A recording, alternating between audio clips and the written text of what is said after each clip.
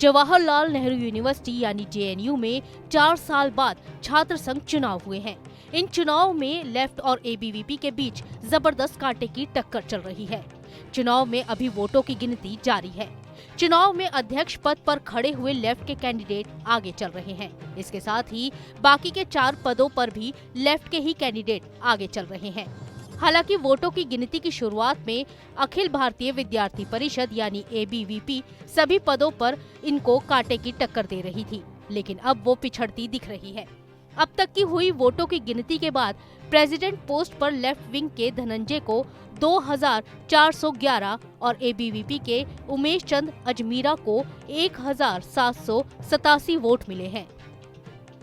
Vice president post पर left के अभिजीत घोष को 2135 और एबीवीपी की दीपिका शर्मा को 1545 वोट मिले हैं।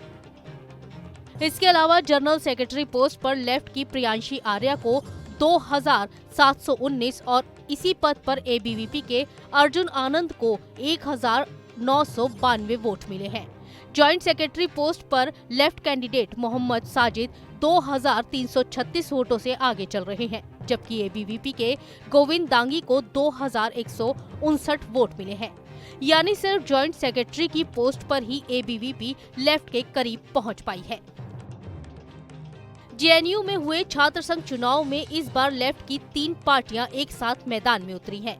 यूनाइटेड लेफ्ट में all India student association, democratic students federation, students federation of India और ऑल इंडिया स्टूडेंट्स फेडरेशन शामिल है। जेएनयू में 4 साल बाद हुए छात्र संघ चुनाव में 7500 से ज्यादा स्टूडेंट्स ने वोट डाला है। वोटिंग के लिए 17 पोलिंग बूथ बनाए गए थे।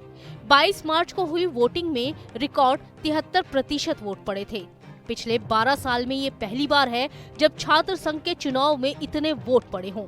इससे पहले साल 2019 में हुए चुनाव में 67.9% मतदान हुआ था। दरअसल सुप्रीम कोर्ट ने 24 अक्टूबर 2008 को जेएनयू चुनाव पर रोक लगा दी थी, क्योंकि ये लिंक 2 कमेटी की सिफारिशों का पालन नहीं करता था। कोर्ट के फैसले के बाद 8 दिसंबर 2011 को चुनाव पर से बैन हटा दिया गया था। वहीं वोटों की गिनती से पहले एबीवीपी ने 23 मार्च को दावा किया था कि 9 में से 5 स्कूल काउंसलर पद पर उन्होंने क्लीन स्वीप किया है। इसके अलावा 18 में से 12 काउंसलर सीटों पर भी जीत हासिल की है। एबीवीपी के मुताबिक school of Sanskrit and Indic studies के 3 पदों पर, स्कूल ऑफ नैनो साइंस का एकमात्र पद, स्कूल ऑफ इंजीनियरिंग के 4 पद, school of computer system and sciences के सभी 3 पदों पर उन्होंने परचम लहराया है। हालांकि जेएनयू छात्र संघ चुनाव समिति की ओर से 23 मार्च को काउंसलर सीटों के नतीजों को लेकर कोई भी आधिकारिक सूचना नहीं दी गई थी।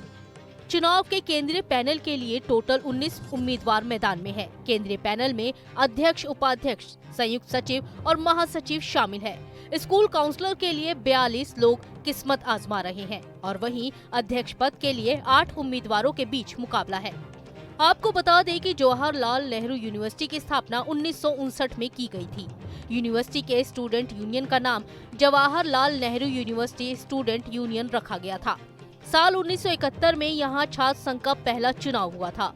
चुनाव के लिए स्टूडेंट्स के जरिए तैयार किए गए संविधान का पालन किया जाता है और स्टूडेंट की ही बनाई गई इलेक्शन कमेटी के माध्यम से चुनाव आयोजित किए जाते हैं। दरअसल जेएनयू की स्थापना के बाद से ही वहाँ लेफ्ट विंग छात्र संगठनों का दबदबा रहा है।